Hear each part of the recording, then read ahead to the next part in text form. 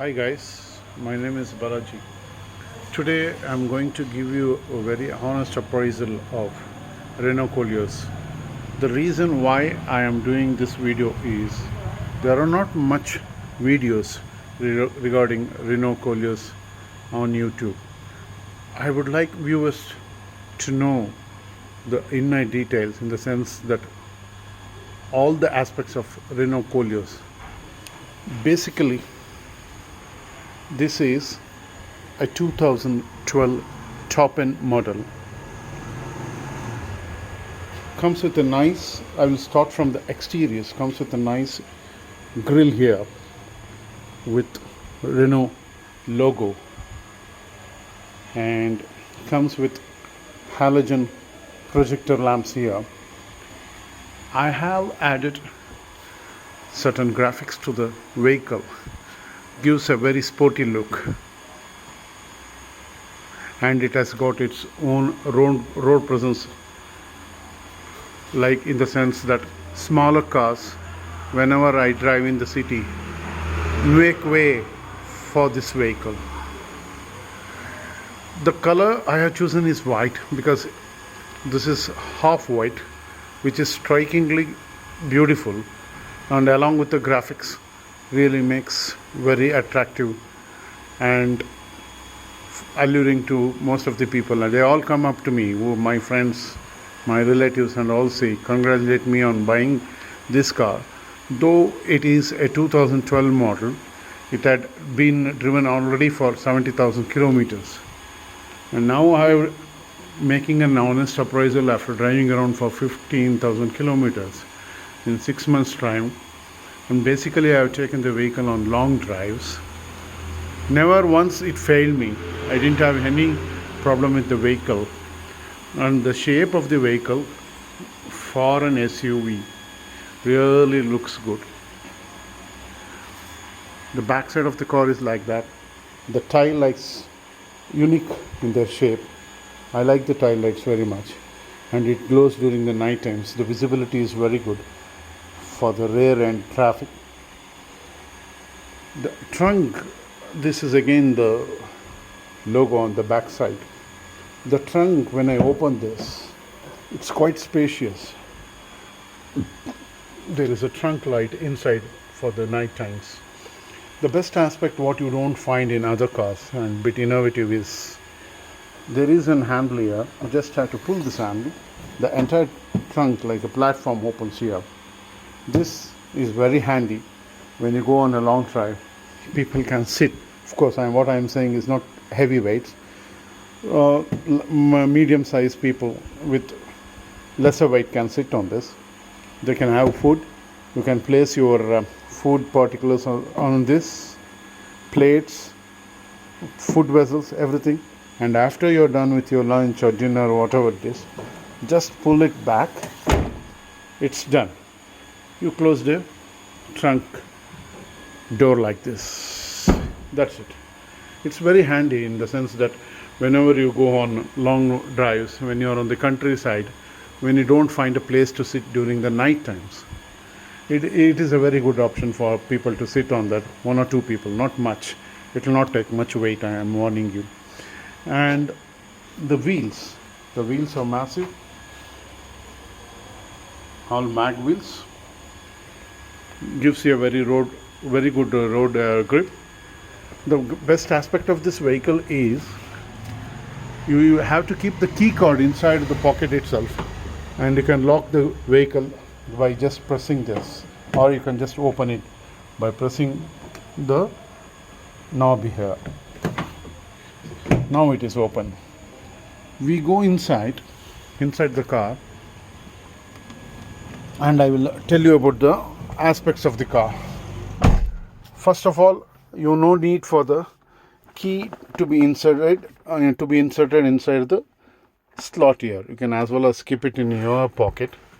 It has got a push button here. It is a top end model, 4x4. 4x4 means all wheel drive.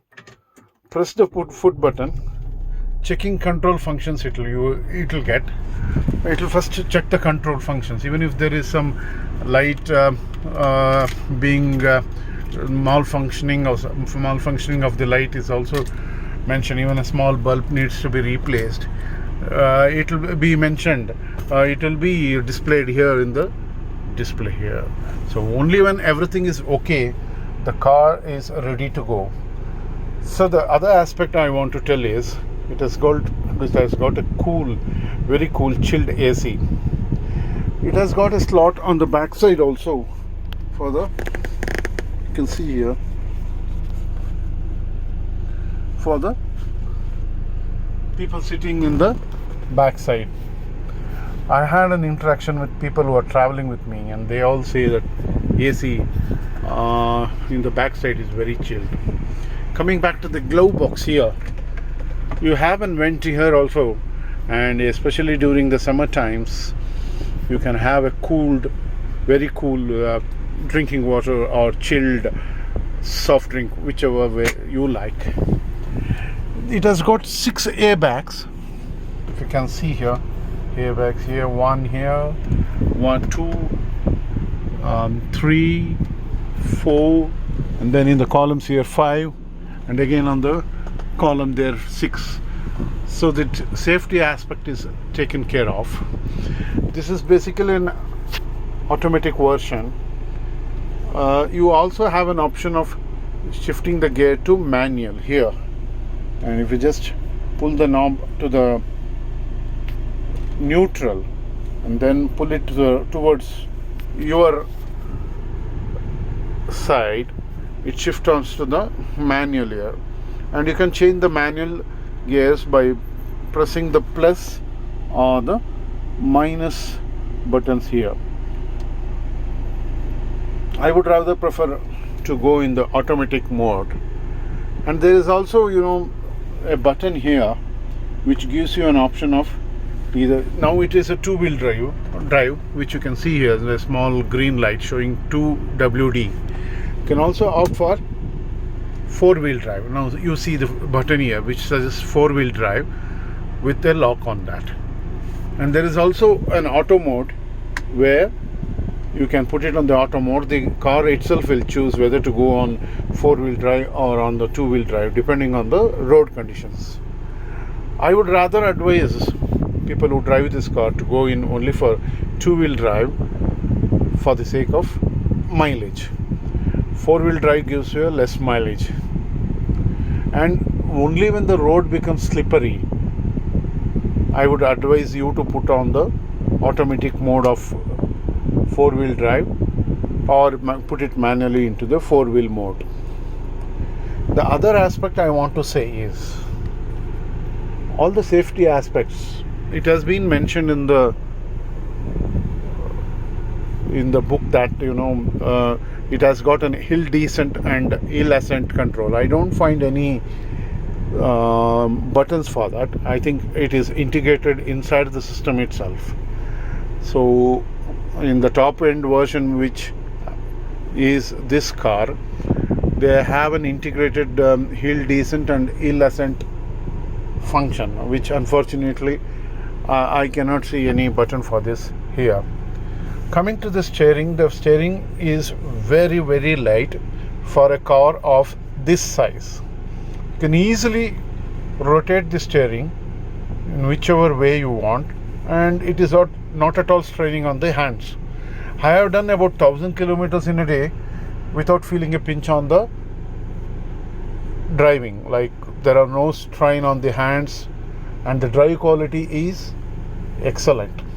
The only flaw, if I can say that, I find is the positioning of the accelerator pedal here.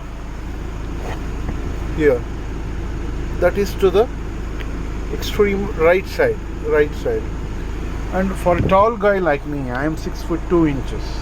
What I have to do is, in whatever seat position you put, I'll have to place my legs like this in a crossed manner. I cannot keep it straight for the simple fact that the positioning of the accelerator pedal is to the right side and not in the middle of the car. as most of the other high-end cars do have. In Renault Koleos, what they have done is they have placed the pedal of the car to the right side of the car, where, taking into consideration if a tall guy is driving the vehicle for a longer period, goes on a long drive, it is a bit comfortable, and for me the leg starts aching after say about 300 to 400 kilometers. It has also got the cruise control, and here the button says when the car is going on say about 80 kilometers or 100 kilometers, all you have to do is press the button here and it goes into the cruise mode. Press the button here, middle button here, it goes into the cruise mode. And you can either, without even shifting into manual, you can either increase the speed of the cruise mode by pressing the plus button, or decrease it by the minus button here, which is very handy when going on long drive.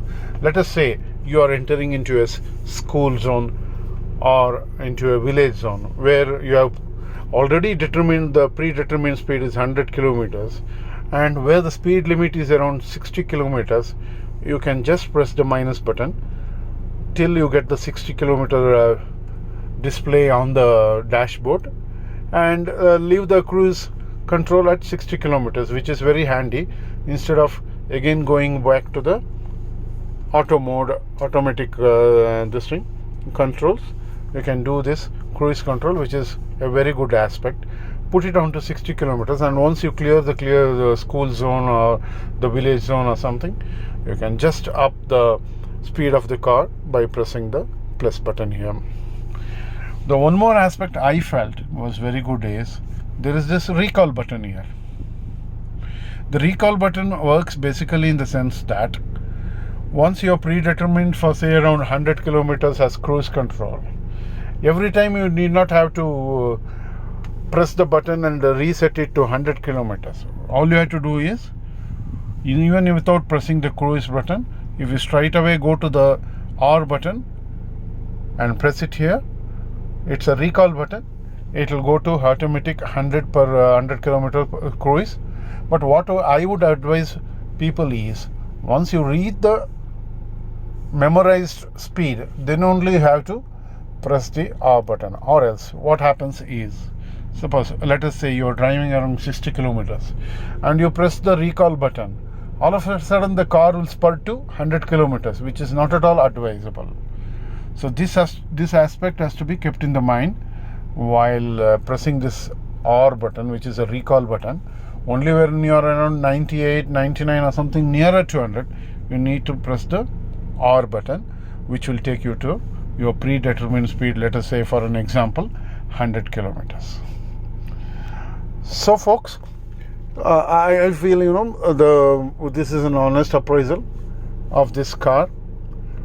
The mileage aspect is, though the company claims that it gives around 14 to 15 for all-wheel drive on the highways and 10 to 12 in the city, my experience is it gives you around 12 kilometers on the highways and around 10 kilometers in the city. So this is a very honest appraisal, whatever I have done. I hope people like this and leave their comments. Thank you very much.